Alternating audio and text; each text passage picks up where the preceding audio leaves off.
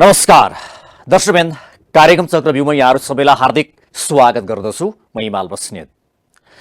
विवेकशील साझा पार्टी एउटा वैकल्पिक शक्तिको रूपमा अगाडि बढिरहेको थियो, तर जुन जनताबाट अपेक्षा थियो अहिलेका समकालीन राजनीतिक पार्टीहरू कांग्रेस, एमाले र माओवादीको विकल्प बन्न सक्ने र उनीहरूलाई चुनौती दिन सक्ने रूपबाट अगाडि बढिरहेको पार्टी अहिले कमजोर अवस्थामा पुग्यो। यसका कारण के हुन्? पार्टीको नेतृत्व खराब भयो या पार्टीका सिद्धान्त विचार या विचारमा विचलन आयो भयो के? यस विषयमा विशेष कुराकानी गर्नेछौँ र जुन अहिलेको स्थानीय तहको निर्वाचनमा विवेकशील साझा पार्टीले जुन मत प्राप्त गर्यो, यो हिसाबले विवेकशील साझा पार्टीलाई जनताले नपत्याएका हुन् या नेतृत्व या विचार या सिद्धान्त नै सबैभन्दा महत्त्वपूर्ण कुरा हुँदा विवेकशील साझा पार्टीमा ती कुराबाट पार्टी विचलनमा पुगेको हो त? यो विषयमा विशेष कुराकानी गर्छौँ र आगामी संघीय चुनाव र प्रदेशको चुनावमा यो पार्टीले कसरी बाटो तय पार्छ र अबको कार्यदिशा के हुन्छ, यो पार्टी कसरी अगाडि बढ्छ। यति बेला नेतृत्व विशेष गरी रविन्द्र मिश्रले पार्टीबाट राजीनामा दिइसके पछाडि भनौँ या अध्यक्षबाट राजीनामा दिएपछि अबको अध्यक्ष को हुने भनेर त्यहाँ बहस चलिरहेको छ, छलफल भइरहेको छ। 1 महिना बितिसक्दा पनि कुनै टुङ्गो लाग्न सकेको छैन। अब यो पार्टीले कसरी नेतृत्वको टुङ्गो लगाउँछ, यो विषयमा पनि कुराकानी गर्छौँ र आजको छलफलको लागि हामीसँग हुनुहुन्छ विवेकशील साझा पार्टीका संस्थापक नेता तथा सचिवालय सदस्य प्रकाश चन्द्र परियार। उहाँलाई म कार्यक्रममा हार्दिक स्वागत गर्न चाहन्छु। स्वागत छ कार्यक्रममा। धन्यवाद। आराम हुनुहुन्छ? ठिक छ। सीधा मैले यहाँलाई प्रश्नबाट सुरुवात गरेँ। अब जसरी वैकल्पिक शक्तिको एउटा चाहिँ जोस र जानकारका साथ आएको विवेकशील साझा पार्टी बाहिर अहिले चर्चा हुन थालेको छ। केटाकेटी आए, मटेङ्ग्रा गुलेली खेलाए, मटेङ्ग्राको सत्यनाश भने यस्तै भएको हो? त्यस्तो भएको होइन। जुन आशा विश्वास दिलाएका थियौँ, जसरी एउटा भरपर्दो विकल्पको रूपमा उदाइरहेको शक्ति थियो, त्यो चाहिँ एउटा सैद्धान्तिक जार्गनमा फस्यो। मतान्तर होइन, सैद्धान्तिक प्रष्टता खोज्दा पार्टीमा समस्या आयो। तर जुन सत्प्रयास थियो, जुन प्रभावकारी खबरदारी थियो, जसको कारणले यो देशको प्रमुख दल नेपाली कांग्रेस, नेकपा एमालेलाई समेत सुध्रिन, परिमार्जित हुन र समयअनुसार चल्नलाई एउटा धावा बोलेको पार्टी हो। त्यसकारण यसलाई अब पार्टी नै होइन, केही पनि होइन भन्दा त यो लोकप्रिय कार्यक्रममा म किन आउँथेँ त? मलाई किन बोलाउनुहुन्थ्यो नि तपाईँले? फेरि जसरी वैकल्पिक शक्ति भन्ने तपाईँहरूको जुन किसिमको एउटा चाहिँ अडान थियो र हामी कांग्रेस, माओवादी र एमालेको चाहिँ विकल्प हुन सक्छौँ भने तपाईँहरूले जनतामा एउटा किसिमको त्यो आशा जगाउनु भएको थियो। तर तपाईँहरू बिचमा टुटफुटको राजनीति र विशेष गरी पछिल्लो समय त्यो तपाईँहरूको पार्टीभित्रै विचलन आयो नि त। जुन अहिले जसरी पार्टी जुन अवस्थामा पुग्यो, यसबाट चाहिँ अलिक गाईजात्रा बढी भयो कि भन्ने पनि आयो। हामी दक्षिण एसियाको नेपालमा राजनीति गरिरहेका छौँ। हाम्रो चेतना स्तर, हाम्रो आर्थिक अवस्था र नेपाली मनोविज्ञानमा हामीले काम गर्नुपर्नेछ। हामीले सत प्रयास गऱ्यौँ, निरन्तर प्रयास गऱ्यौँ। राम्रो अभ्यासको लागि यो देशमा के आवश्यकता छ त्यसका लागि कमसेकम सानो प्रयास गऱ्यौँ। त्यो प्रयासले मात्रै पुग्दैन र यो 5-10 वर्षमा कायापलटै हुन्छ भन्ने किन हामीले भन्नु हुँदैन भन्दा हामी होइन तपाईँलाई हतियारबन्द अथवा युद्ध पृष्ठभूमिबाट आएको होइन, होइन हामी कुनै विदेशीको डिजाइनबाट आएको होइन र हामी खास गरेर लोकतान्त्रिक शक्तिमा विकल्प खोजेको, यही संसदमा विकल्प खोजेको हो नि त। कस्तो पृष्ठभूमिमा, कस्तो परिस्थितिमा भन्दा करिब 7 दशकदेखि यो देशको शासन प्रशासन राजकाजको अभ्यास गरिरहेको दलहरूसँग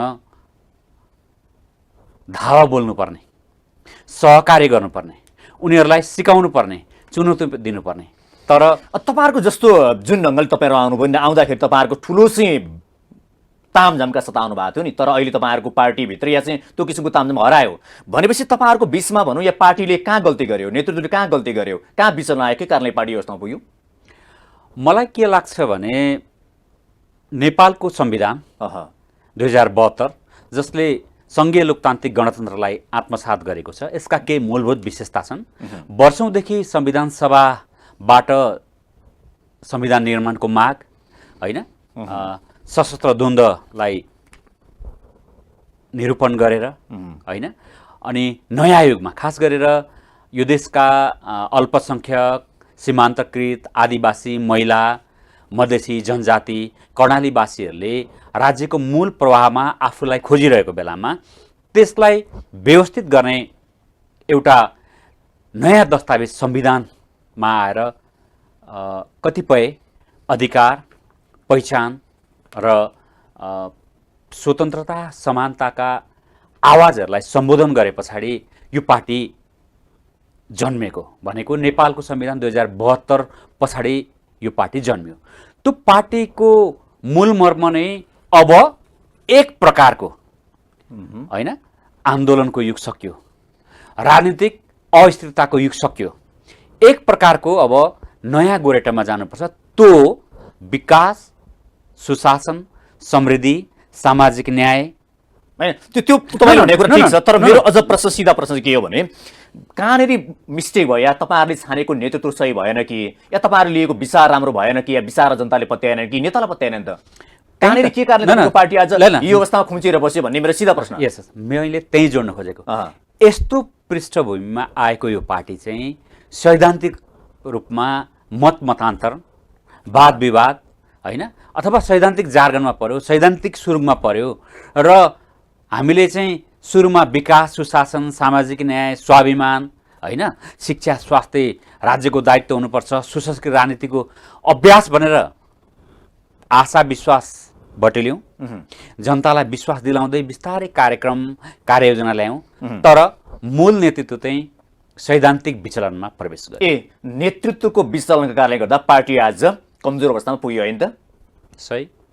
अब जस्तो अहिले जुन ढङ्गले पार्टीलाई तपाईँहरूले नेतृत्व गरिरहनु भएको छ, यति बेला विवेकशील साझा पार्टी न राम्रो सङ्गठन छ, न नेतृत्व छ, न राम्रो चुनावमा मत परिणाम ल्याउनु भयो, न समात्ने छ, न टेक्ने छ, के गर्नुहुन्छ अब तपाईँहरू? यो नेपालमा दलै दलको बिचमा अर्को दल होइन, दल यो त बहुदलीय व्यवस्था हो। निर्वाचनमा पनि तुलनात्मक रूपमा यति विवादका बीच, पार्टीमा अस्थिरताका बीच, पार्टीमा मतमतान्तरका बीच यसलाई नराम्रो मान्नु हुँदैन, किनकि 5-10 वर्षमा 7 दशकदेखिका दलहरूसँगको प्रतिस्पर्धा गर्नुपर्छ र त्यहाँ चाहिँ एक भोटको पनि अर्थ हुन्छ, एक भोटले जित हार हुनेमा हामी छौँ। अर्को कुरा चाहिँ यसको आफ्नो सङ्गठन देशव्यापी जहाँ छ, अहिलेको अवस्थाले कतिपय ठाउँमा। अनि बाहिर मान्छे चाहिँ के भने तपाईँको पार्टीको सबैभन्दा पहिला छानो छाउन लाग्नुभयो, तर तपाईँहरूको जग बलियो लाग्नु थाल्नु भएन, या भनौँ पार्टीको चाहिँ बाहिरी चाहिँ भनौँ, या चाहिँ कर्म त्यो तल्लो तहमा चाहिँ विशेष गरी जुन सङ्गठन विस्तार गर्न थाल्नु भयो तपाईँहरू, माथि मात्रै तपाईँहरूले टाउक मात्रै हेर्न थाल्नुभयो, जसले गर्दा पार्टीमा विचलन आयो र पार्टी अहिले चाहिँ भत्ता भुङ्ग लाथाल्याङको अवस्थामा पुग्यो भनेर अहिले त्यो किसिमको आरोप लगाउने गर्छन्। हो, त्यो आरोपमा सत्य छैन, तर त्यो केही आंशिक जग मिल्छ त्यसको। तर जति बेला सङ्गठन थिएन विवेकशील साझामा 2074 को चुनावमा, अनि करिब 2.5 लाख भोट चाहिँ कहाँबाट आयो त? जनताले नै दिएको होइन। यो मैले सङ्घीय चुनावमा समानुपातिको कुरा गरिरहेको छु।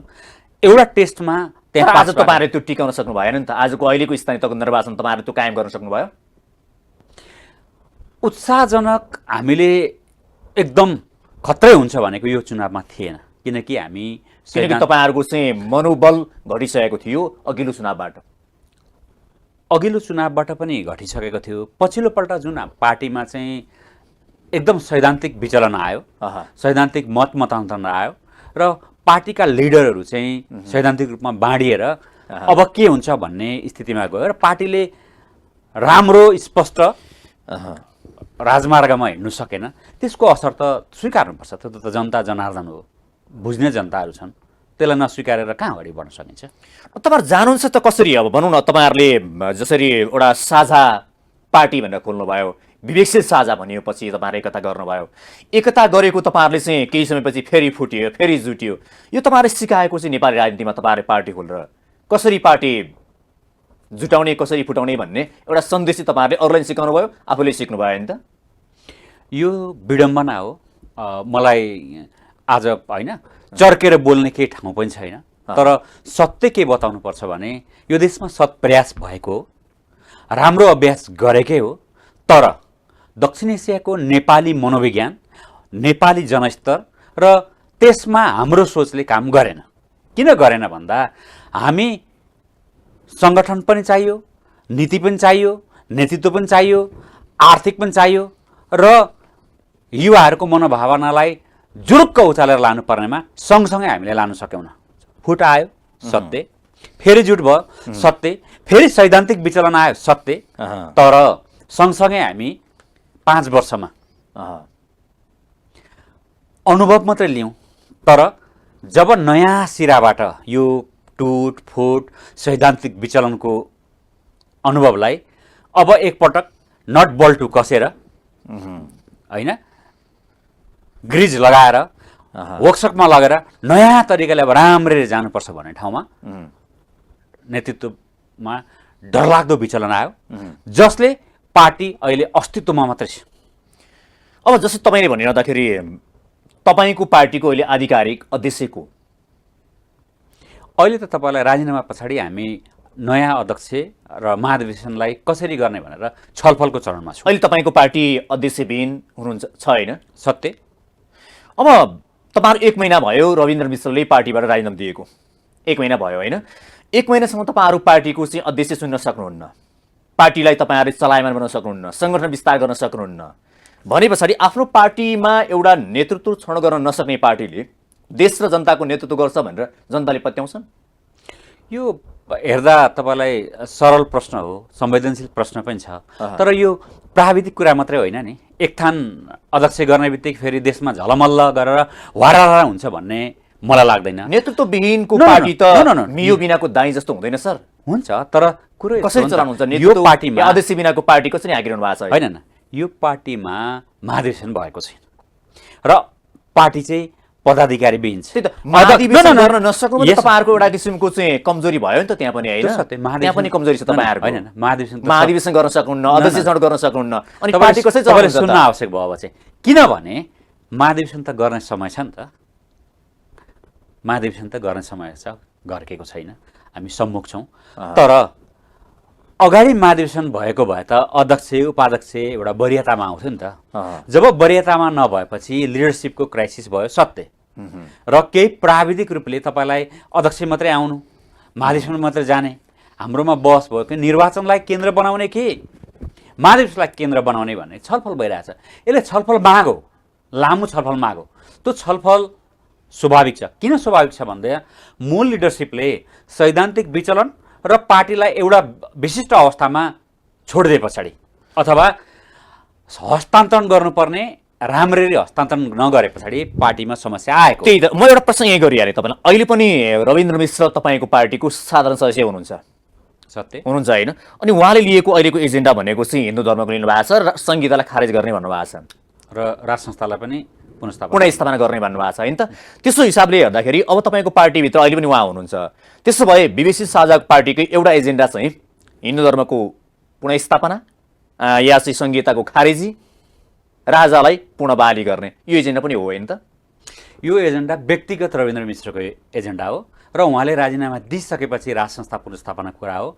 हामीले चाहिँ अबको विवेकशील साझा पार्टीको पुनर्गठन चाहिँ न्यूनतम लोकतान्त्रिक गणतन्त्रप्रति प्रतिबद्धता भएर मात्रै अगाडि बढ्छ र यो सङ्ख्या अब फेरि रविन्द्र मिश्र बिनाको विवेकशील साझा पार्टी त त्यो अघि जस्तो मियो बिनाको दाई जस्तो हुन्छ, त्यो नेतृत्वविहीन हुन्छ र त्यो अगाडि बढ्नै सक्दैन, पार्टीमा पुनः विराम लाग्न सक्छ भनेर चाहिँ प्रश्न उठाइरहेका छन् त आज। त्यो अवस्था छ कि छैन? पहिले चाहिँ 2058 जेठमा तत्कालीन राजा वीरेन्द्रको शाखा सन्तानको मासाकार भए पछाडि पनि यो देश रहन्छ कि रहँदैन भन्छ, तर देश रहन्छ, त्यो पार्टी पनि रहन्छ। अझ सैद्धान्तिक रूपमा प्रष्टता भएर पार्टी रहन्छ, पार्टी अगाडि बढ्छ। तर हामीलाई अहिले असर परेको छ हिजोको जस्तै होइन। त्यो टावर पर्सनालिटी सँगै जाने कुराहरूलाई केही समय लाग्छ, तर यो त लाखौँ करोडौँ हाम्रा शुभेच्छुकहरूको रगत पसिना आर्थिक भौतिक सहयोग देश विदेशमा रहेका नेपालीहरूको शुभेच्छा त्यो चाहिँ हो, तर मैले भनेको चाहिँ शुभेच्छाको अझ जगमा तपाईँको बनेको पार्टी पार्टीमा जन्माउने, जो विवेक साझा पार्टी जन्माउने र विवेकशीलसँग एकता गराउने, जसले नेतृत्व गर्नुभयो, पार्टीलाई जन्म दिनुभयो, यहाँसम्म ल्याउनु भयो उहाँले पार्टीलाई, उहाँले नै आज हिन्दू धर्म राज संस्थाको एजेन्डा लिएर हिँड्नु भएको छ, संहिता खारेजीको कुरा गर्नुभएको छ भने जुन नेतृत्व जसले पार्टीलाई जन्म दियो उहाँले त्यता लाग्नुभयो भने तपाईँहरू त्यहाँ बसेर नयाँ विकल्प हुन्छौँ भनेर भन्न सक्नुहुन्छ र? त्यो त हामीले त्यही प्रयास गरिरहेका छौँ नि। अहिले त उहाँले राजीनामा दिए पछाडि धेरै खालको बहुकोणीय संवाद भइरहेको छ, तर न्यूनतम लोकतान्त्रिक गणतन्त्रप्रति प्रतिबद्ध भएर नै पार्टी अगाडि बढ्छ।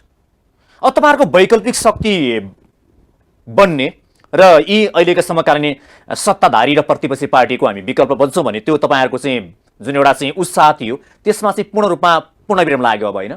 पूर्ण रूपमा र पूर्णविराम भन्ने शब्द पहिलो निमेषमै खारेज गर्नुपर्छ, किनकि अहिले पार्टी सङ्क्रमणमा छ, पार्टी बिरामी छ, सत्य हो, पार्टीमा नेतृत्वको समस्या छ, तर यो सधैँ हुन्छ त यस्तो होइन? हुँदैन। जो एउटा पार्टीको नेता भनौँ, एउटा नेता हिँड्ने बित्तिकै तपाईँहरू 1 महिनासम्म पनि अर्को नेताका त्यहाँ खडा गर्न सक्नुहुन्न, पार्टीलाई तपाईँहरू त्यहाँ चाहिँ हाँक्न सक्नुहुन्न। त्यसो भए अब मैले तपाईँले आफै भन्ने हाल्नुभयो, एउटा नेताको भरमा चलेको पार्टी हो तपाईँको पार्टी, रविन्द्र मिश्रले मात्रै चलाइरहेको पार्टी हो? होइन होइन, यो सामूहिक नेतृत्वमा चलेको पार्टी हो। अनि उहाँ हिँडिसकेपछि तपाईँको पार्टी त अहिले बिचल्ली परेको छ त? बिचल्ली छैन, यो पार्टी सङ्क्रमणमा छ। सङ्क्रमणको समय लाग्छ नि, तपाईँलाई हस्पिटलाइज भइरहेको पार्टी वार्डमा झर्नु समय लाग्छ। त्यो समय जादुको छडी जस्तो 1 महिना 2 महिना 3 महिना लाग्ला, तर पार्टी हो, पार्टी त अगाडि बढिरहन्छ त। कस्ता कस्ता तपाईँलाई एकले अर्कालाई गरेको पार्टी छ, पार्टीले त नयाँ रूप लिएला, निर्मम समीक्षा होला, तर पार्टी नै कोल्याप्स हुन्छ, विघटनै हुन्छ भनेर किन भन्नु पर्यो? चाहिएको छ। बाहिर त प्रश्न गर्न थालेका छन्, अब विवेकशील साझा पार्टीले जुन उद्देश्य लिएर आएको थियो त्यो पुरा गर्न सकेन या जनताले पत्याइदिएनन्, जनताले नपत्याइसकेपछि पार्टीको अस्तित्व के को लागिरहन्छ, खारेज गरिदिए भइहाल्यो नि भनेर प्रश्न उठाएका छन्। होइन, त्यो त यो देश होइन समृद्धिको मापनमा गएन, यो देश के रहिरहेको भनेर आफूले नै आफ्नो देशलाई प्रश्न गरे जस्तो म गर्दिनँ। यति एउटा हो, सत्य कुरा के हो भने पार्टी सङ्क्रमणमा छ। सङ्क्रमणमा हामीले आफ्नो बल बुता अहिलेको सेन्टिमेन्ट अनुसारले वैकल्पिक राजनीतिको जुन मकसद छ, जुन मर्म छ, त्यसकै जगमा रहेर हामीले प्रयास गरिरहेको छौँ। त्यो प्रयास परिणाम उन्मुख छ, तर अहिले प्रक्रिया मात्रै बताएर तपाईँलाई हामीले यो प्रयास गर्यौँ ऊ प्रयास भनेर परिणाम नआउँछ। पूर्व अध्यक्षको अध्यक्ष तपाईँ भन्नुहुन्छ यसैलाई परिणाम नआउँजेलसम्म अहिले हामीले धेरै चर्किनु यो नापी भन्नु आवश्यकता छैन। होइन, अब तपाईँको पार्टीका अध्यक्ष पूर्व अध्यक्षको चाहिँ र राप्रपाका एजेन्डा मिले, सबै मिल्छन्, हुबहु मिल्छन्, त्यसो भए तपाईँहरू लगभग अब कतिपयको नमिल्लान् तैपनि तपाईँहरू राप्रपासँग एकता गरेर अगाडि बढ्दा भयो नि त? हाम्रो पूर्व अध्यक्ष रविन्द्र मिश्र सहित उहाँको केही साथीहरू जान सक्नुहुन्छ होइन, तर यो पार्टीले नै त्यही एजेन्डा लिएर अगाडि बढ्दैन, धेरै यसको व्याख्या गर्नु आवश्यकता छ। त्यसो भए अब तपाईँहरू रविन्द्र मिश्रलाई पार्टीमै फेरि अध्यक्षको लागि स्वीकार गर्नको लागि तपाईँहरू डाक्नुहुन्छ या होइन अर्को अध्यक्ष खडा गरेर तपाईँहरू पार्टीलाई अगाडि बढाउनुहुन्छ, के गर्नुहुन्छ? हामी डाक्दैनौँ। किन डाक्दैनौँ भन्दा सैद्धान्तिक रूपमा उहाँले यसको जुन मूल मर्म छ त्योभन्दा बाहिर गइसक्नु भएको छ र त्यो फेरि उहाँले सार्वजनिक गरेर पुस्तकै लिएर उहाँले हामीसँगको पटक पटकको औपचारिक अनौपचारिक बैठकमा पनि भनिसकेको कारणले र स्वयं उहाँलाई हामीले सोद्धाखेरि चाहिँ तपाईँ फेरि आएर के गर्ने इच्छा छ भन्दा अहिले चाहिँ कुनै पनि हालतमा म आएर अहिले अन्तरिम अध्यक्ष, कार्यवाहक अध्यक्ष अथवा के म हुन्न। अब महाधिवेशनमा साधारण सदस्यको एउटा अधिकारले मलाई भोलि आफ्नो कुरा राख्नु पर्यो भने चाहिँ मैले राख्न पाउँछु होला नि त। अहिले अनौपचारिक कुराकानी गऱ्यौँ, अहिले तपाईँहरूको चाहिँ बहुमत पुगेको छैन, उहाँले राजीनामा दिनुभयो तर त स्वीकार भएको छैन होइन त? सत्य। त्यसो भए त अहिलेसम्म उहाँ नै आधिकारिक मत अध्यक्ष हुनुहुन्छ नि त? निर्वाचन आयोगले त त्यो बाहेक अरूहरू पनि अध्यावधिको हिसाबले त अरू पनि छ, हाम्रो रन्जुजी पुकारजीलाई पनि केन्द्रीय सदस्य मान्छ, तर यो राजनीतिक कुरा आधिकारिक रूपमा भन्ने हो भने तपाईँ हामीले कुराकानी गरे जस्तै अहिले पार्टीले स्वीकार गरि नसकेको अवस्थामा विवेकशील साझा पार्टीको अध्यक्ष भनेको अहिले रविन्द्र मिश्र नै हुनुहुन्छ होइन त? त्यसरी भन्नु मिल्दैन। तपाईँले कसरी बुझ्नुपर्छ भने पार्टीमा एउटा राजनीतिक कुरा हुन्छ, एउटा विधानगत कुरा हुन्छ, अनि राष्ट्रिय राजनीतिलाई सञ्चालन गर्ने निर्वाचन ऐन हुन्छ। यो सबै पाटोबाट हेर्दा राजनीतिक रूपमा रविन्द्रजी हुनुहुन्न, यहाँ साधारण सदस्यमा हुन्छ, उहाँले सार्वजनिक रूपमै भनेमा म आउँदिनँ पनि भनिरहनु भएको छ होइन। तर प्राविधिक रूपमा अहिले अर्को बहुमत पुऱ्याएर उहाँको राजीनामा स्वीकृत नगर्दासम्म उहाँ चाहिँ अहिले प्राविधिक तपाईँ हामीले कुराकानी गरिरहेका छौँ। जस्तो मानिलिउँ यो कलम तपाईँलाई मैले दिएँ, तर तपाईँले लिनु भएन भने त तपाईँले नलिइसके पछाडि त यो मेरै भयो नि त, होइन र? प्राविधिक कुरा भनेको यही नै हो। त्यस्तो तपाईँले जबरजस्तको च्यारा हुने अथवा तपाईँले म छैन भने राजनीतिक रूपमा तपाईँले म यहाँ छैन भनेपछि अब त छस् भन्ने कुरा त तपाईँले केन्द्र समितिको बैठकले बहुमत पुर्याएर गर्ने कुरामा पो हो। जब हामी तपाईँले बहुमत पुर्याएर चाहिँ उहाँलाई उहाँको राजीनामा स्वीकार गर्न त सक्नु भएको छैन नि त आज, होइन र? नसकेको होइन, हामीले जस्तो बहुमत उहाँको राजीनामा स्वीकृत मात्रै गरेर भएन नि त। कि बहुमत सदस्यहरू आज पनि रविन्द्र मिश्र ल्याउनुपर्छ, किनकि रविन्द्र मिश्र बिनाको बीबीसी साझा पार्टी हामी हाँक्न सक्दैनौँ, हामीसँग त्यस्तो किसिमको नेतृत्व अहिले पनि उदाइसकेको छैन भनौँ, या चाहिँ तयार भइसकेको छैन भन्ने पक्षमा छन् हो? होइन, तपाईँसँग इन्फर्मेसन पनि रहन्छ, त्यो बाहिर पनि छैन। किन छैन भने स्वयं उहाँ आफै अहिले आउन चाहिरहनु भएको छैन भने होइन, उहाँ त आउन चाहनु भएन। तर मैले भन्न खोजेको त्यहाँभित्रका चाहिँ तपाईँहरूका केन्द्रीय सदस्यहरू जो जो हुनुहुन्छ उहाँहरूको चाहिँ माग हो? होइन होइन होइन होइन, छैन, त्यो माग छैन छैन छैन छैन। अहिले चाहिँ तपाईँलाई राजीनामा स्वीकृति मात्रै भन्दा पनि यो प्याकेजमै भयो क्या। राजीनामा स्वीकृति गर्नुपर्ने, अन्तरिम अध्यक्ष छान्नुपर्ने, महाधिवेशनको मिति घोषणा गर्नुपर्ने, निर्वाचनमा कसरी जाने पर्ने, अथवा तपाईँलाई सामूहिक नेतृत्वमा कुन मोडलमा जाने भन्ने जुन हामी छौँ त्यसमा चाहिँ व्यापक छलफल भइरहेको पिरियड हो। राजीनामा मात्रै स्वीकृत गरेर तपाईँका पार्टीबाट धेरैजनाले अहिले स्वतन्त्र उम्मेदवारी घोषणा गर्नुभएको छ। जो पार्टीमा आबद्ध पनि हुनुहुन्छ, रन्जु दर्शना लगायतका केही नेताहरूले अहिले स्वतन्त्र उम्मेदवारी घोषणा गर्नुभएको छ। त्यो हिसाबले भन्ने हो भने एउटा प्रश्न यहाँ गर्न मिल्यो नि त, विवेकशील साझा पार्टीप्रति विश्वास छैन आज नेताहरूको, त्यसै कारणले गर्दा उहाँहरू स्वतन्त्र उम्मेदवारी घोषणा गरिरहनु भएको छ, होइन त? अब दुवैजना साथीहरू चाहिँ पार्टीमा अलिक अगाडिदेखि नै हुनुहुन्न थियो एक चाहिँ, र पार्टीमा मैले अगाडि नै स्पष्ट भने, किनकि नेपाली जनतासँग मैले जिम्मेवार नेताको रूपले सत्य कुरा पनि भन्नुपर्ने हुन्छ। किनभने पार्टीमा मतमतान्तर छ, सैद्धान्तिक विमति छ। चुनाव अगाडि अथवा एक वर्ष अगाडिदेखि नै तपाईँलाई पार्टी अध्यक्ष रविन्द्र मिश्रले ल्याएको विचारभन्दा माथि देश दस्तावेजमै फरक मत राखेर साथीहरू बाहिर हुनुहुन्छ।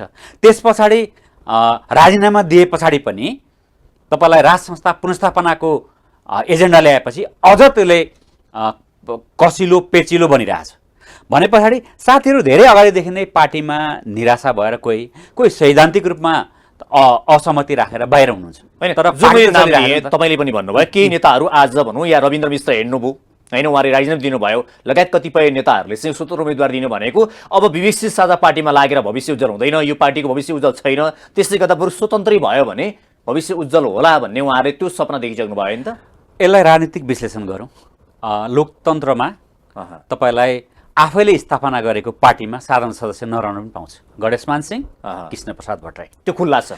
एक अब अहिले चाहिँ जस्तो अब अहिले चाहिँ धेरै साथीहरूले अब यसैमा भविष्य देखेका छन्, कसैले अर्कोमा भविष्य देख्नु भएको होला, कसैले काङ्ग्रेसलाई अब यो लोकतन्त्रवादी पार्टीलाई बलियो बनाऊ भन्ने मत राख्नु भएको होला, कोही साथीहरू एमाले भन्नु होला। त्यो चाहिँ तपाईँलाई यो काङ्ग्रेसको कुनै नेताले स्वतन्त्र उम्मेदवार दिएको छैन। मैले भन्न खोजेको काङ्ग्रेसबाट या एमालेबाट माओवादीबाट म स्वतन्त्र हुन्छु भन्ने धेरै भनौँ मैले सुनेको छैन। तर आज विवेकशील साझा पार्टीबाट गएर म स्वतन्त्र उम्मेदवारी हुन्छु भनेर कसैले भन्छ भने एउटा चाहिँ लोकप्रिय व्यक्ति जो पार्टीभित्र उसले निरन्तर काम गरिरहेको थियो, त्यो भनेको त पार्टीभित्र चाहिँ स्खलन आयो, अब पार्टीको खासै भविष्य उज्जवल छैन भनेर निष्कर्षमा पुगेको हो नि नेता त। भविष्य उज्जवल छैन उसको विचार होइन, तपाईँहरूको विचार होला भविष्य उज्जवल होला तपाईँले भन्नु होला, तर उनीहरूको विचार त त्यो आयो नि त। त्यो हो रविन्द्र मिश्र, रन्जु दर्शना लगायतका नेताहरूको त त्यो निष्कर्ष पुगेको हो नि त। ठिक छ, उहाँले त्यो निष्कर्ष गर्न पाउनुहुन्छ, यो लोकतन्त्र हो। तपाईँलाई हर्क साम्पाङ हुन पाइन्छ, बालेन शाह हुन पाइन्छ, होइन, तपाईँलाई जमाना जफत पनि हुन पाइन्छ, जमाना जफत भएर पनि फेरि मन्त्री प्रधानमन्त्री हुन पनि पाइन्छ। त्यो लोकतन्त्रमै सम्भव छ र यो विचार राख्न पाउने कुराहरू स्वाभाविक छ। तर तपाईँले अलिकति फोकस गर्न खोजेको कुरा म व्याख्या गर्न चाहन्छु। पार्टी सङ्क्रमणमा छ अनि बेटर भविष्यको लागि साथीहरूले यो गरेको हो कि भन्ने आशंका हो भने त्यो हुन पनि सक्छ। होइन, तपाईँहरूले बहस गरेको अहिलेको जति बहस गर्ने तपाईँको पार्टीको बारेमा, यसमा मेरो निष्कर्ष चाहिँ के हो भने अब धेरै हामी बहस गर्दैनौँ। जसरी पार्टी एक समय जुन ऊर्जाका साथ अगाडि बढेको थियो नि त, विवेकशील साझा पार्टी भनेको अब विकल्पको रूपमा मान्छेले धेरै कुराकानी गर्थे, बजारमा गुइँ हल्ला थियो, गाउँतिर हल्ला थियो, सबै थियो। तर अहिले पार्टीबाट एकपछि अर्को गर्दै नेताहरू हिँडे, होइन सूर्यराज आचार्यदेखि लिएर धेरै नेताहरू त्यहाँबाट हिँड्नुभयो।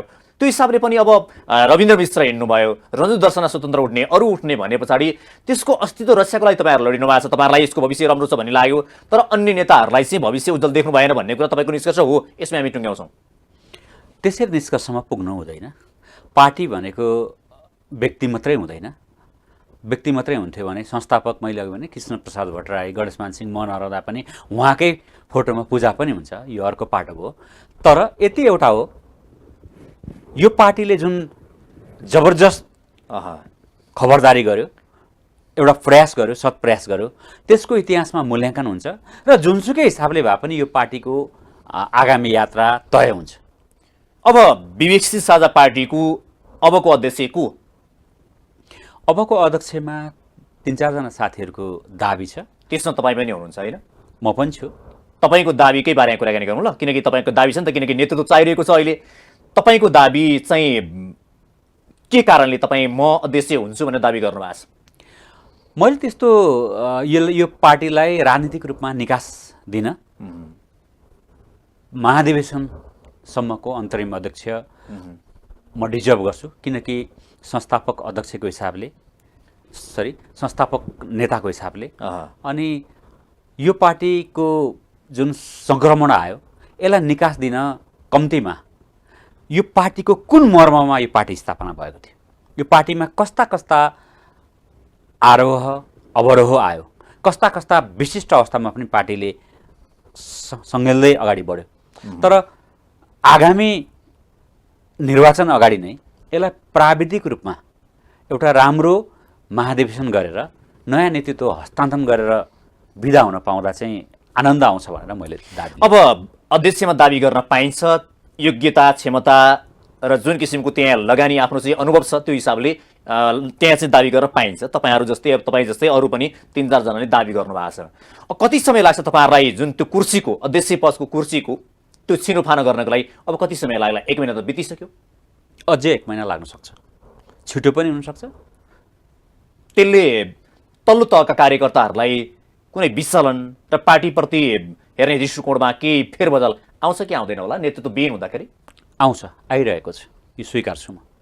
किनकि तपाईँलाई राजनीति निकास नहुँदा चुनावी मुख छ, यो चाहिँ नेपाल एकदम राजनीतिमा हुन्छ हुँदैन भनेको बेलामा कतिपयलाई चाहिँ मौन बस्ने, कतिपयलाई चाहिँ अब हुँदैन होला यो पार्टीबाट किन गरिरहने भन्ने आएको हुन्छ। त्यस्ता स्वाभाविक छ त्यसलाई। त्यसो भए अब अध्यक्षको जुन छिनोफानो गर्न ढिलो भयो यस कारणले भयो कि त्यहाँ आकाङ्क्षी धेरै हुनुहुन्छ, सबैलाई कुर्सी चाहिएको छ, सबैलाई अध्यक्ष चाहिएको छ, यो भन्दा म गलत हुन्छु या सत्य? त्यो गलत हो। किन भन्दा त्यहाँ अध्यक्षको मात्रै कुरा छैन, तपाईँलाई 5-7 वटा कुरा एकैचोटि हामीले धेरै छलफल गरिरहेको कुरा चाहिँ पहिले चाहिँ अध्यक्षबाट दिएको राजीनामा स्वीकृत गर्नु पर्यो, त्यसलाई बहुमत चाहियो। किनकि तपाईँलाई कोही चाहिँ स्वयं रविन्द्रसँगै होइन म चाहिँ राजा बोकेरै जान्छु भन्ने साथीहरू पनि हुनुहुन्छ, केही अंश छ। कोही चाहिँ यसैमा वैकल्पिक भविष्य खोज्नुपर्छ भन्ने छ। कोही साथीहरू अब तपाईँलाई अब यो हुँदैन कि के हो होइन भनेर चाहिँ अब आफ्नो भविष्य सुरक्षित गर्नुपर्ने, अरू साथीहरूको भविष्य किन बिगारिदिनु भन्ने साथी पनि हुन्छ। त्यस पछाडि महाधिवेशन गर्नुपर्नेछ। महाधिवेशनको मोडालिटी बारेमा चुनाव अगाडि नै महाधिवेशन गर्नुपर्ने कुरा, राजीनामा स्वीकृत गर्नुपर्ने कुरा, अन्तरिम अध्यक्ष चयन गर्नुपर्ने कुरा, निर्वाचनमा जानुपर्ने कुरा, आर्थिक व्यवस्थापन गर्नुपर्ने कुरा, यी सबै प्याकेजमै धेरै मेहनतका साथ सामूहिक नेतृत्वमा गएर यसलाई नयाँ नेतृत्व ल्याउनु पर्ने कारणले चाहिँ यसलाई केही समय लागेको हो। जस तपाईँले स्वीकारेको थियो कि तल्लो तहका कार्यकर्ताहरूको तपाईँले दिएका अन्तर्वार्ताहरू, तपाईँका चाहिँ लेखहरू, तपाईँका अन्य नेताहरू लेखेको लेखहरूबाट हामीले हेर्दाखेरि नि लाग्छ उहाँहरूको ठुलो विचलन आयो, या भनौँ रविन्द्र मिश्र यदि पार्टीमा नहुने भने हामी राजीनामा दिन्छौँ या पार्टीमा बस्दैनौँ भन्ने किसिमका धेरै त्यहाँ चाहिँ त्यस्ता किसिमका मतहरू पनि आए। त्यो हिसाबले पनि रविन्द्र मिश्रप्रतिको जुन आकर्षण छ, जुन किसिमको व्यक्तित्व छ, त्यो हटिसके पछाडि तपाईँहरूमा पनि अलिकति विचलन चाहिँ आएको हो जस्तो तपाईँहरू नेताहरूमा क्या? विचलन भन्दा पनि जस्तो अब नयाँ निकासमा उहाँले चाहिँ तपाईँलाई जुन मूल लिडरसिपले चाहिँ जहिले पनि आफू नरहँदा त्यसलाई हस्तान्तरणको प्रक्रिया हुन्छ, कार्यभाग तोक्ने प्रक्रियाहरू हुन्छ होइन। सेकेन्ड जेनेरेसनको लिडरहरू उत्पादन गरेर त्यसलाई सहमति जुटाइदिने गर्नु, त्यसबाट उहाँ भाग्नुभयो। यसलाई पार्टीलाई चाहिँ बिग्रियोस्, लथालिङ्ग भयोस् भन्ने मनोदशाबाट काम गरेको हो कि भन्ने कुरा चाहिँ धेरै साथीहरूमा खड्केको छ। भलै उहाँले हाम्रो भेटमा अन्य कुराहरूमा पनि त्यस्तो होइन, ठाउँै थिएन, मैले चाहिँ नैतिकताकै रूपमा दिएको हो भन्नुभएको छ। तर त्यसको त निर्मम समीक्षा भइरहेको छ नि त। आफूले बनाएको पार्टीमा त्यहाँ उहाँ लगायत त्यत्तिकै हैसियतका 101 नेताहरू भएको पार्टीमा पार्टी महाधिवेशन नभएको अथवा दोस्रो वरियताको उपाध्यक्ष, वरिष्ठ उपाध्यक्ष त्यस्ता पदहरू नभएको बेलामा त्यसरी अप्ठ्यारो स्थितिमा छोडिदिँदा त छोडिनु भयो। तर अहिलेको अवस्थामा चाहिँ माउ बिनाको चल्ला भन्छ नि त, चल्ला माउले एउटा चाहिँ स्याहार गरिरहेको हुन्छ, तर माउ फुत्त कतै हिँडिदियो भने चल्लाहरू चाहिँ बेसहारा हुन्छन्, कहाँ जाने के गर्ने भन्ने जस्तो तपाईँहरू अलिकति माउ बिनाको भनौँ या चाहिँ त्यस्तो चल्ला जस्तो चाहिँ हुनुभएको छ अहिले। त्यो उदाहरण मिल्दैन। माउबिनाको चल्ला भन्दा सबै चल्ला चाहिँ जुनियर हुन्छ होइन। यो चाहिँ सामूहिक दाजुभाइ दिदीबहिनीहरूको धेरैमा एउटा ठुलो जेठो दाजुको दाजुले न्यूनतम यो माइलो हो, यो माइली हो होइन, यसको बुझारत होइन, उसले यसो चाहिँ गर्न सक्छ, ऋणपान, यो मिलाएर चाहिँ आन्तरिक मिल्नुपर्ने छ, केही समय लाग्छ त्यो। अब अलिकति तपाईँहरूको पार्टीको आगामी भविष्यको बारेमा कुराकानी गरौँ अनि त्यसपछि अरू विषय पनि छ हामीसँग। अब यो पार्टीलाई तपाईँहरूले चाहेको, अब तपाईँ पनि एउटा अध्यक्षको प्रत्याशी हुनुहुन्छ, यो पार्टीलाई तपाईँले बनाउन चाहेको कस्तो हो पार्टी होइन? अब यो अहिलेको चाहिँ जुन समकालीन पार्टीहरू अन्य धेरै नयाँ पार्टी पनि खोलिएका छन् होइन, धेरै नयाँ पार्टी जन्मिसकेका छन्, तपाईँहरूको चाहिँ यो टुटफुटका बिचमै धेरै पार्टी जन्मिए यहाँनिर, तपाईँहरूले बनाउन चाहेको पार्टी कस्तो? खासमा चाहिँ यो नेपालको संविधान 2072 पछाडि अघि पनि मैले भने यही संविधानको जगमा यो नेपाली जनताको जीवन स्तर उठाउनलाई खासमा यो देशको मूल रोग, प्रमुख रोग भ्रष्टाचार, यो भ्रष्टाचार विरोधी पार्टीको रूपमा यसलाई अगाडि बढाउन खोजिएको हो।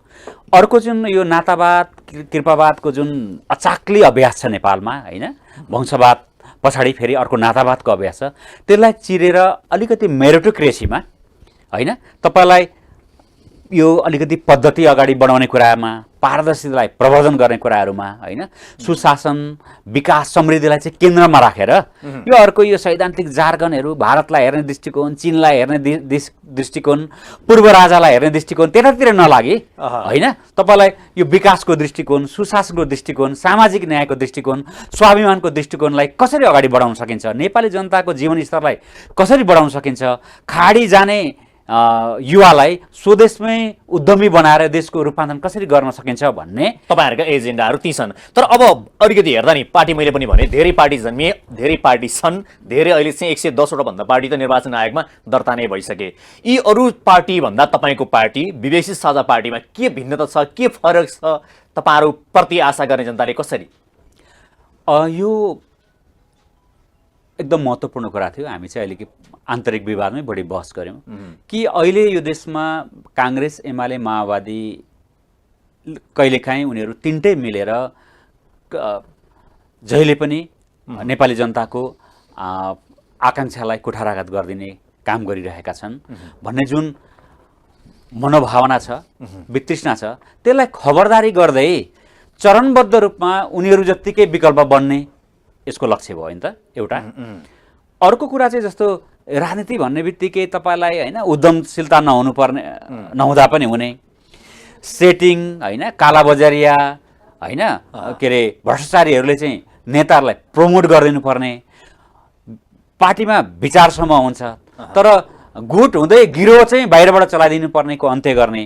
अनि अर्को कुरा चाहिँ सुसंस्कृत राजनीतिको अभ्यास चाहिँ कसरी गर्न सकिन्छ भन्दा चाहिँ जस्तो हामीले भन्यौँ भने एउटा चरण सक्यो, नेपाल बन्द गर्ने होइन, प्राध्यापकलाई चाहिँ कालोमोसो दलेर शिक्षालाई सुधार हुन सक्दैन होइन, नेपाल बन्द गरेर तपाईँलाई जनजीविकाको सवालमा, नेपालको विकासको सवालमा असर हुन्छ, दलै पिछेको भातृ संस्था बेहोर्न सकिन्छ कि सकिँदैन त्यो विचार गरौँ। ट्रेड युनियन चाहिन्छ, एउटा आधिकारिक ट्रेड युनियन बनाएर अगाडि बढ्यो भने त्यसले राम्रो गर्छ कि, धेरै यस्ता राम्रा अभ्यास। तपाईँले भने जस्तै यही काङ्ग्रेस जस्तो, एमाले जस्तो, माओवादी जस्तै पार्टी बन्न खोज्ने, यसै तपाईँहरू सत्तामा जाने र सरकारमा पुग्ने मात्रै उद्देश्य हो भने त यिनै पार्टी छँदैछ नि, यसरी चलेको छँदैछ नि त। तपाईँहरू विकल्प भनेको त छुट्टै किसिमको एउटा हुनु पऱ्यो नि त। जनताले आशा गर्दाखेरि यो पार्टी आयो भने चाहिँ, यो पार्टीको सरकार बन्यो भने चाहिँ अलिक छुट्टै किसिमको जनताले त्यो आभास गर्न सक्ने तपाईँहरूसँग एजेन्डा हुनु पऱ्यो।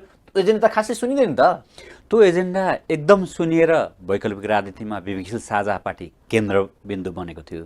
तर परम्परागत दलकै जस्तै एजेन्डाहरू हाम्रो मूल नेतृत्वले अहिले ल्याइदिएर यो चाहिँ अलिक गिजुली हो क्या, जस्तो अहिले तपाईँलाई यो संघीयता धर्मनिरपेक्षता यो राजा ल्याउने नल्याउने एजेन्डाले अब काम गर्नु पर्दैन आइसकेको छ यिनै एजेन्डा उठाएका पार्टीहरू जस्तै हुनुभएको तपाईँहरू पनि अहिलेको जुन पार्टीहरू छ यिनै पार्टी जस्तै हुनुभयो तपाईँहरूसँग केही फरकै छैन होइन यो त अहिले पछिल्लो पटक आयो नि त यो पछिल्लो पटक हाम्रो अध्यक्षज्यूले ल्याइदिए पछाडि हाम्रो पार्टी विचलनमा आएको पार्टी चाहिँ सङ्क्रमणमा पुगेको पार्टीमा चाहिँ निराशा छाएको त्यो त अघि हामीले लामो व्याख्या गऱ्यौँ नि त त्योभन्दा फरकै थियो होइन तपाईँलाई भ्रष्टाचार विरोधी पार्टी धेरै नयाँ नयाँ कुरा होइन ल्याटरल इन्ट्रीको कुरा इमान जमान क्षमता भएका मानिसहरूलाई स्थापित गर्ने कुराहरू होइन तपाईँलाई संसदको कोषहरूलाई खारेज गरेर तपाईँलाई सांसदलाई ठेकेदार हुनबाट जोगाउने कुरा धेरै हाम्रा एजेन्डाहरू छन् यति बेला तत्कालको कुरा गर्ने हो भने चाहिँ विचार र सिद्धान्तको कुरा गर्ने हो भने पार्टीमा अहिले शून्यता छाएको हो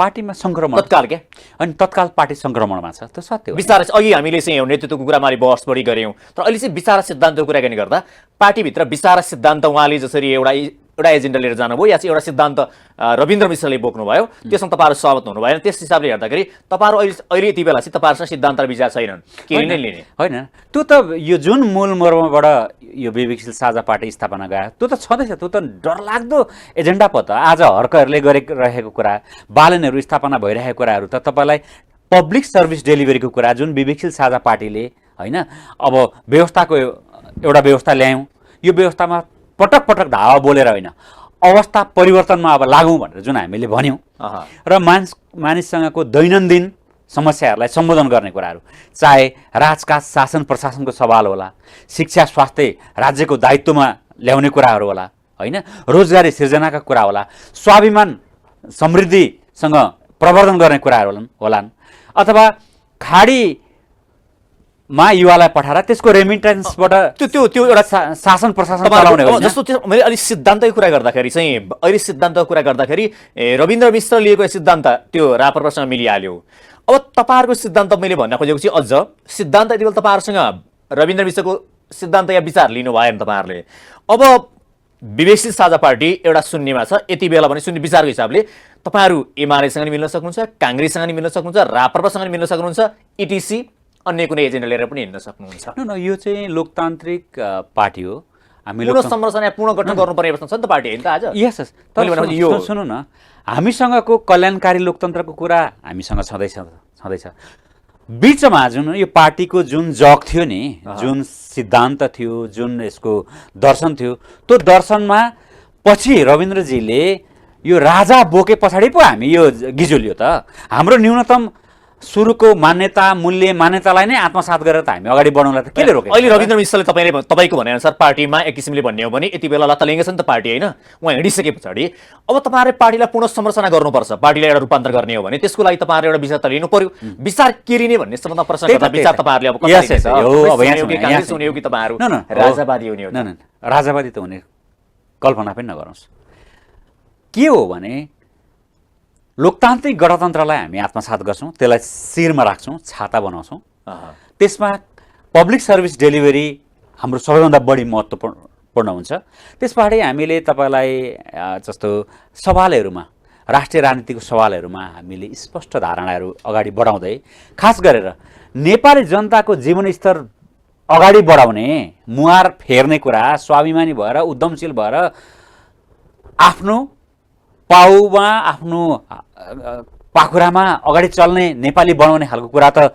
सैद्धान्तिक जार लगाउनले मात्रै गर्दैन नि त्यसमा त हामी न्यूनतम छँदैछौँ त साँच्चै तपाईँले इमान्दार भएर भन्दा पार्टीलाई अहिले यो अवस्थामा पुर्याउने एउटा सिद्धान्तको हिसाबले विचारको हिसाबले सङ्गठनको हिसाबले होइन हरेक हिसाबले यो अवस्थामा पुर्याउने को हो व्यक्तिको कुरा गर्दा नि अब यो सबै कुरा त रविन्द्र मिश्र भन्न त मिलेन अरू पनि त होला नि त्यहाँनिर होइन तर विश्वव्यापी मान्यता पनि हो सबैले मानेको मूल लिडरसिप त उहाँ नै हुनुहुन्थ्यो नि जब मूल लिडरसिपले तपाईँलाई विचारमा यसको जुन स्थापनाको मर्मभन्दा युटर्न भनेर 180 डिग्री भएर आइसकेपछि त तपाईँलाई त तहस नहस हुने नै भइहाल्यो त्यस कारणले यसको न्यूनतम यसका धेरै पाटाहरू होलान् हामीले भने जस्तो गरेनौँ होला होइन उहाँले पनि भने जस्तो अगाडि बढ्न सबैको सहायता पुगेन होला तर मूल लिडरसिप त हुन्छ नि होइन मूल लिडरसिपको सैद्धान्तिक विचलन पछाडि खास गरेर यो 1 वर्ष यतादेखि चाहिँ यो पार्टीले चाहिँ अप्ठ्यारो स्थितिमा अगाडि बढेकै हो। अलिकति हामी अब यो स्थानीय तहको निर्वाचनको मत परिणामको कुरा गरौँ, त्यसपछि तपाईँहरूको आगामी निर्वाचनको बारेमा कुराकानी गरौँ।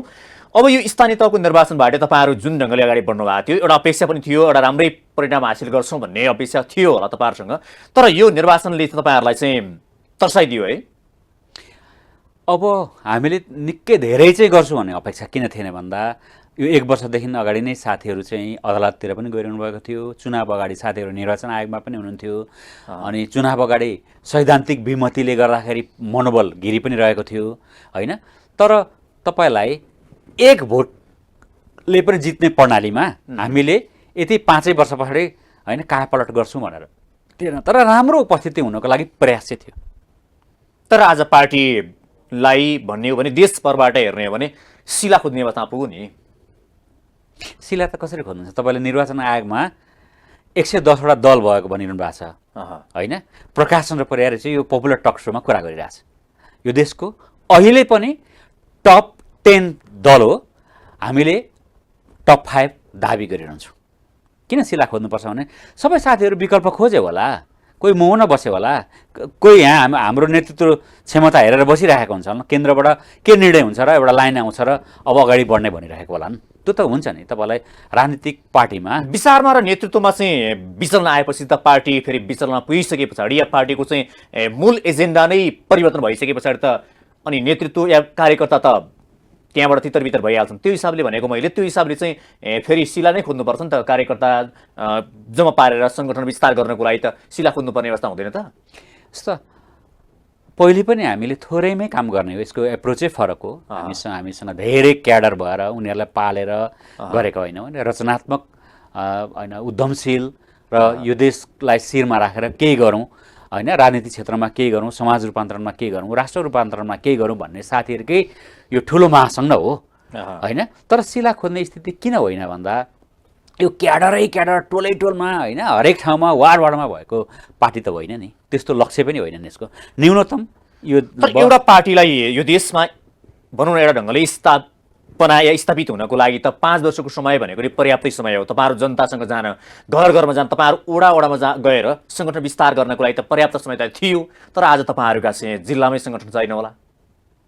यो प्रश्न त्यति गएकोले मलाई किन लाग्दैन। 5 वर्षमा युद्ध बाहेकमा युद्ध गरेर आएको पार्टी होइन यो संविधानलाई मानेर यस संविधानभित्र सत्प्रयास गरेर क्या डरलाग्दो खबरदारी गरेर चरणबद्ध अगाडि बढिरहेको पार्टीबाट होला। धेरै आशा जगायौँ होला, आशा जगाए अनुसारले हामीले गर्न सक्यौँ, क्षमा प्रार्थी छौँ। धेरै आशा गरेपछि होइन यसले नै ठिक पारिदियोस् होइन, त्यो शुभेच्छा स्वाभाविक छ। त्यसलाई त्यही अनुसारले हामी लगातार गएर राज्य सत्तामा गएको भए रूपान्तरण पनि हुन्थ्यो होला। तर 5 वर्षमा त्यस्तो कायापलट त तपाईँलाई कायापलट भन्दा नि सम्मानजनक। मैले कायापलट गरेर तपाईँहरू पहिलो पार्टी, दोस्रो पार्टी, तेस्रो पार्टीमा आउनु परेन, तर जनताको नजरबाट तपाईँहरू सम्मानित भएर आउनु भएन नि त। 110 मा हामी 5औं पार्टी छौँ भने अहिले 5औं पार्टी हो तपाईँहरू अहिले? यस। कसरी 5औं? सैद्धान्तिक रूपमा तपाईँलाई यो देशमा 3टा धार छ। एउटा लोकतान्त्रिक धार छ, नेपाली काङ्ग्रेसले नेतृत्व गर्छ। पहिलो काङ्ग्रेस भयो अहिले, दोस्रो एमाले, तेस्रो माओवादी। अब त्यहीलाई मैले धार भन्छु, यो माओवादी र एमालेलाई वाम धारमा राख्नुहोस्। तेस्रो वैकल्पिक धार, त्यसको नेतृत्व विवेकशीलले गर्छ। चौथो पहिचान धार छ, त्यसलाई चाहिँ तपाईँलाई भन्नुहोस् न, मतको हिसाबले, जनमतको हिसाबले भन्नुहोस्, तपाईँको पार्टी कति स्थानमा छ आज? तपाईँलाई 2074 को चुनाव अनुसारले अहिले हामी 7औं स्थान हुन्छौँ जनमतको हिसाबले। 2074, किन अहिले राष्ट्रिय चुनावसम्म चाहिँ त्यही रहन्छ क्या। अनि अब जस्तो तपाईँहरूले अहिले भन्नुभयो अब 7औं स्थानमा अहिले हुनुहुन्छ, अब आगामी निर्वाचन तपाईँहरू 5औंमा आउने? अब लक्ष्य अझै बढी गर्ने, तर हामीले यो रेडिमेड गरेर यो भइहाल्छु यो गर्ने स्थितिमा चुनाव आउन लागिसक्यो। अब चुनाव त सायद मङ्सिरसम्म हुन सक्ने सम्भावना पनि छ। तपाईँहरूले अहिले पार्टीको चाहिँ नेतृत्व छनौट गर्न सक्नु भएको छैन, महाधिवेशन गर्नु भएको छैन, अनि यो तरिकाले त कसरी आउनुहुन्छ तपाईँहरू अगाडि? पछाडि पो धकिलिने अब सम्भावना देखियो हेर्दाखेरि? पछाडि धकेलिने त कुरा छैन। अध्यक्ष हुनुहुन्न, अध्यक्ष राजीनामा दिनुभयो, तपाईँहरू पनि यति बेला कसलाई अध्यक्ष मान्ने त्यो पनि तयार हुनुहुन्न, यो हिसाबले कसरी अगाडि आउनु होइन तयार होइन, त्यसको प्रक्रिया छ नि त। प्रक्रियाभन्दा बाहिरबाट हामीले के अरे माओवादीले जनसरकार घोषणा गरे जस्तो, विप्लवले राज्य सत्ता मेरो भने जस्तो होइन, अथवा कुनै एउटा ठाउँमा झन्डा कम्युनिस्टले झन्डा गाडेर मेरो जग्गा भने जस्तो त्यो हामी होइन नि त। तर विद्रोह नै गर्नुपर्छ, हतियार नै उठाउनुपर्छ, या चाहिँ पपुलर हुनको लागि, या चाहिँ एउटा चाहिँ सत्तामै पुग्नको लागि भनौँ भन्ने त छैन नि त। जनताले तपाईँहरूका एजेन्डा मन पराएर त्यहाँको नेतृत्व राम्रो छ भने त जनताले हतियार उठाउनुपर्छ भनेका त छैनन् फेरि, छैन। त्यही भएर त त्यो हामीले सत्प्रयास त्यही गरिरहेको छौँ। जनता तपाईँले हतियार उठाएका छैनौँ हामीले भन्नुभयो, त्यो हिसाबले पनि हतियार उठाउनुपर्छ भन्ने नै होइन नि। जनताको नजरमा तपाईँहरूले राम्रा एजेन्डा, राम्रो नेतृत्व भइदियो भने त पार्टी फेरि तपाईँहरूले नसोचेको ढङ्गबाट नि त एउटा चाहिँ अचाक्री ढङ्गले एउटा स्थानमा पुग्ला नि त, पुग्न त होइन र? पुग्छ। वैकल्पिक राजनीतिको यो उर्वर भूमि हो। जस्तो हामीले सक्यौँ न, अर्कोले प्रयास गर्छ, अर्कोले नसके अर्कोले प्रयास हुन्छ। अहिले हाम्रै खबरदारीले नेपाली काङ्ग्रेसमा सुधार आइरहेको छ। यो देशले पाएको सुधार होइन। गगन थापा, विश्वप्रकाश शर्माहरू, नयाँ युवा साथीहरूले चाहिँ पार्टीको पदाधिकारीहरूमा आएर त्यति ठुलो पार्टीमा आउने, अनि त्यो तपाईँहरूको कारणले कि उहाँहरूले पार्टीभित्र गरेको सङ्घर्षको कारणले, उहाँहरूले पार्टीभित्र एउटा चाहिँ बुलन्द आवाज निकालेको कारणले गर्दाखेरि पार्टीले उहाँहरूलाई त्यो स्पेस दियो। यो हाम्रो कारणले पनि भन्ने लजिकल दाबी हो मेरो। र अहिलेका बालनहरू, हर्क साम्पाङहरूलाई यसरी स्वतन्त्र भएर अथवा तपाईँलाई कुनै पार्टी बेगरै बाहिर आउन होइन, उम्मेदवार हुन सक्ने होइन, म गर्न सक्छु भनेर ल्याइदिने पृष्ठभूमि होइन, एउटै प्ले कार्डबाट एउटै माइकबाट गर्ने पृष्ठभूमि पनि विवेकशील साझाले गरेको यो इतिहासमा राम्ररी स्वर्ण अक्षरमा लेखिनेवाला छ।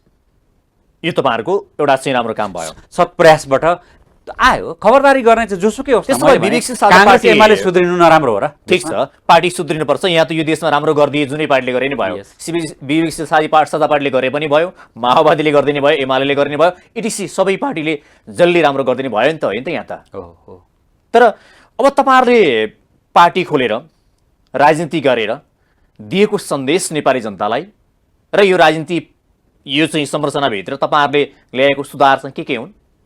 सबैभन्दा बढी चाहिँ अहिंसात्मक जगबाट पार्टी स्थापना हुनसक्छ भनेर एउटा सन्देश दिनुभयो। एउटा त्यो कस्तो हो भने हिजो तपाईँलाई काङ्ग्रेसको पृष्ठभूमि, एमालेको पृष्ठभूमि, माओवादीको पृष्ठभूमि, मधेस केन्द्रीय दलको पृष्ठभूमि त्यहाँ शहादतबाटै थियो भने हामीले चाहिँ 72 सालको संविधान पछाडि यही लोकतन्त्रलाई मानेर लोकतान्त्रिक गणतन्त्रको जगमा होइन, अभिव्यक्ति स्वतन्त्रता होइन, सम्मानको स्वतन्त्रता, मानव मर्यादा, यी सबै कुरालाई अभ्यास गरेर पार्टी खोल्न सकिन्छ, आफ्ना एजेन्डा राख्न सकिन्छ भनेर अभ्यास गऱ्यौँ।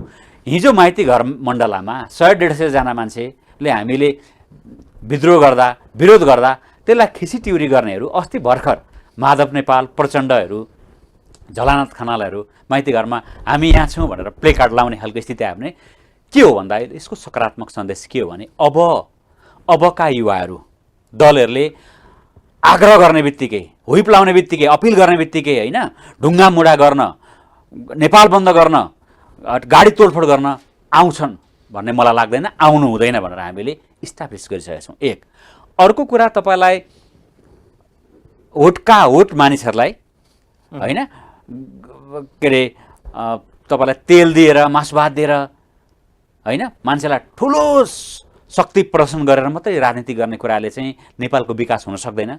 राम्रो एजेन्डा ल्यायो भने, राम्रो खबरदारी गर्यो भने, राम्रा मान्छेलाई जिताइयो भने हाम्रै देश बन्छ, हाम्रै नगरपालिका बन्छ, हाम्रै गाउँ बन्छ भन्ने सन्देश गइसकेको छ। त्यसको श्रेय तपाईँहरूलाई साझाले जान्छ। अर्को कुरा चाहिँ अहिलेको स्थानीय तहको निर्वाचनबाट तपाईँहरूले एउटा नयाँ पाठ पनि सिक्नुभयो। अघिल्लो पटकको चुनावमा पनि तपाईँहरूले पाठ त सिकि नै हाल्नुभयो।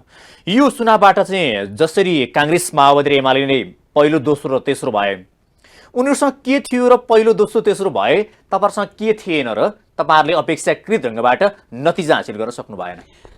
उनीहरू भनेको त एउटा यो देशको स्थापित होइन, तपाईँलाई शासन प्रशासन राजकाजमा पटक पटक सहभागी भएको, क्याडरहरू देशैव्यापी भएको, अब पैसाको अचाक्ली अभ्यास भएको, स्वाभाविक छ अहिलेको चुनाव महँगो हुँदैछ। काङ्ग्रेसका पार्टीभित्र नि पैसा त पर्याप्तै छ क्यारे नि, होइन र? हामीसँग कहाँ त्यस्तो पैसा छ? हामीले त के हामी सांसद उम्मेदवारलाई राम्रै खर्च गर्नुभयो भने बाहिर आउँथ्यो? कहाँ आउँथ्यो? तपाईँ त एकदम मिस इन्फर्मेसन हुन्छ। उम्मेदवारले पैसा पनि पाएनन् हो र? तपाईँ सूचनाको हक प्रयोग गरेर एकपल्ट देशव्यापी निर्वाचन आयोगमा बुझ्नुहोस्, हाम्रा उम्मेदवारहरूलाई बुझ्नुहोस् न। त्यसो भए तपाईँहरू एउटा कारण चाहिँ पर्याप्त पैसा नभएको कारणले गर्दा पनि हार्नु त्यसो भनेन। भयो। अरूले पुँजीको परिचालन गरे, उनीहरूले पुँजी बीच लडाइँ भयो, पुँजी नहुनेहरू हारे।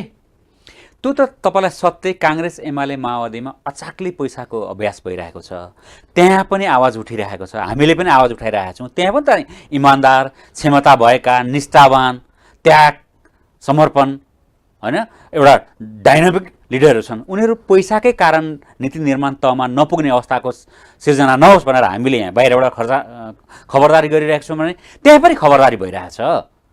त्यो चाहिँ निर्वाचनको अहिलेको जुन अभ्यास छ नि, तपाईँलाई एउटा विद्यालय व्यवस्थापन समितिको अध्यक्ष हुनलाई कसरी लावालस्कर भइरहेछ र तराईमा कसरी गोली समेत चल्छ, त्यो सुधार त विवेकशील साझामा मात्रै होइन, काङ्ग्रेस एमाले माओवादीमा सुधार अब चुनावमा जाँदै हुन्छ तपाईँहरू फेरि पनि प्रदेश र सङ्घीय चुनावमा। त्यसको लागि तपाईँहरूले अहिले स्थानीयताको निर्वाचनबाट सिकेको के हो, तपाईँहरूले के कुरा तिखार्नु पर्ने छ, तपाईँहरूको हतियार चाहिँ के दरबिला भए नै छन्, के हतियार तपाईँहरूले प्रयोग गर्नुपर्ने भयो? अब त्यो हतियार भनेको मैले चाहिँ त्यो कुनै एउटा चाहिँ हतियार भन्न खोजेको होइन, त्यो चाहिँ तपाईँहरूको बौद्धिक हतियार या चाहिँ तपाईँहरूको के हुनुपर्छ हतियार चाहिँ? पहिले चाहिँ जसले जेसुकै भनेको पनि पार्टीलाई चुस्त दुरुस्त, ठिकठाक, सैद्धान्तिक, वैचारिक, साङ्गठनिक नीति नेतृत्वको हिसाबले ठिक ठाउँमा राखेर मात्रै चुनावमा जानुपर्ने रहेछ। एक अन्य दोस्रो कुरा, जस्तो जुन आशा विश्वास हामीलाई दिएका छन् नेपाली जनताले, त्यसलाई बचाइराख्न यी राम्रा, इमान्दार र जनताले पनि पत्याएका मानिसहरूलाई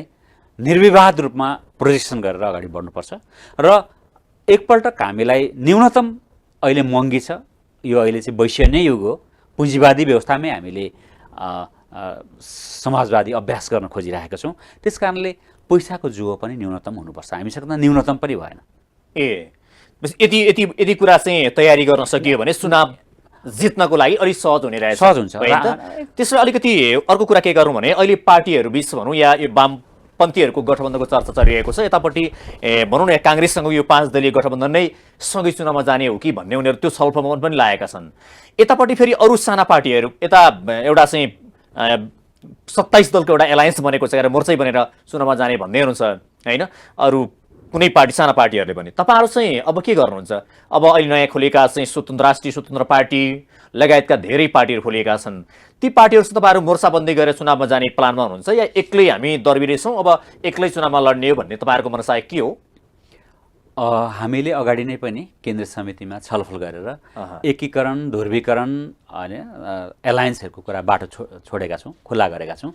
र पार्टीले चुनावी परिचालन समितिमा व्यापक छलफल भए पछाडि यसलाई कसरी, जस्तो विचार मिल्नेसँग, होइन, तपाईँलाई सैद्धान्तिक सहमति हुनेसँग, राम्रा, इमान, जवान, क्षमता भएका युवा साथीहरू, निष्ठाका क्षेत्रका साथीहरू, व्यावसायिक जीवनमा ख्याति कमाएका उम्मेदवारहरूसँग सहकार्य हुन सक्छ। अहिले फेरि पछिल्लो समय जस्तो रवि लामिछानेले खोलेको पार्टी राष्ट्रिय स्वतन्त्र पार्टी सँग तपाईँहरूको विचार मिल्छ, उहाँहरूसँग एकता हुने सम्भावना छ?